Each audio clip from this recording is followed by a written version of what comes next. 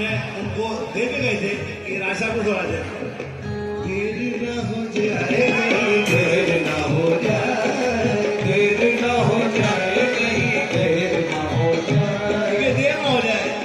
कहते हैं कभी साहब कभी खुशी से खुशी की तरफ नहीं देखा। मैं पीछे वालों से भी इस्तेमाल करता हूँ कि अपनी जिंदा दिली का सबूत है। देर ना हो जाए, कभी खुशी से खुशी की तरफ नहीं देखा। सनवर भाई तुम्हारे बाद किसी की तरफ नहीं देखा। हुजूर कभी खुशी से खुशी की तरफ नहीं देखा। और मैं तमाम भवन वालों को इसमें देता हूँ कि कभी खुशी से खुशी की तरफ नहीं देखा। और कसम खुदा की परी महल वालों तुम्हारे बाद किसी की तरफ नहीं देखा।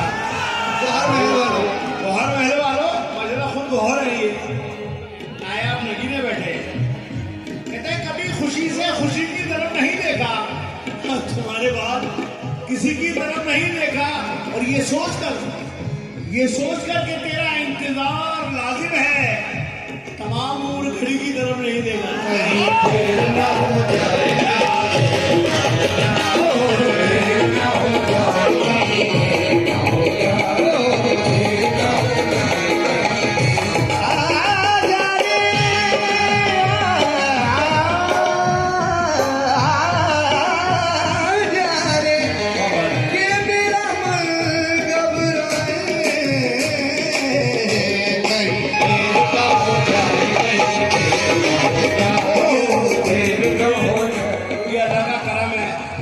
शुक्र है, मेरे मेहरबानी है कि ये हमारे खटक साहब ललितपुर से सुनने के लिए देर न हो जाए, देर न हो जाए।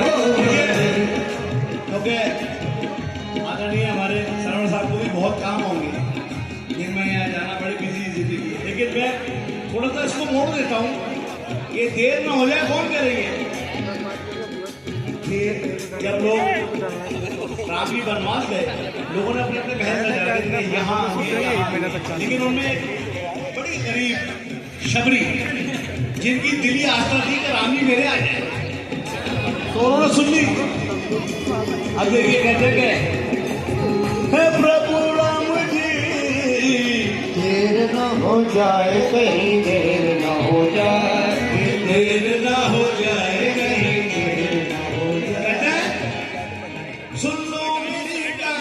शबरी करिए। सुन लो मेरी कहानी, दशरथ के दोनों प्यारे, एक रोज का जिक्र है शबरी के घर पधारे। मारे खजी के शबरी भूली नहीं समाई, क्योंकि हमारे घर में आए हैं दोनों भाई। क्या लाऊं क्या खिलाऊं ये सोचती थी मन में, फल तोड़ने की खातिर जल्दी से पहुंची वन में। फल तोड़ दी जाती थी, पहचान चक्के कर ली। खट्टा जो था वो फेंका, मीठा जो था वो भर ली। छोटी सी झोपड़ी में बैठे थे दोनों भाई, चरणों पे लाके रखा, आने लगी रुलाई। रो रो के लगी कहने, रो रो के लगी कहने, चमके है भाग हमारे।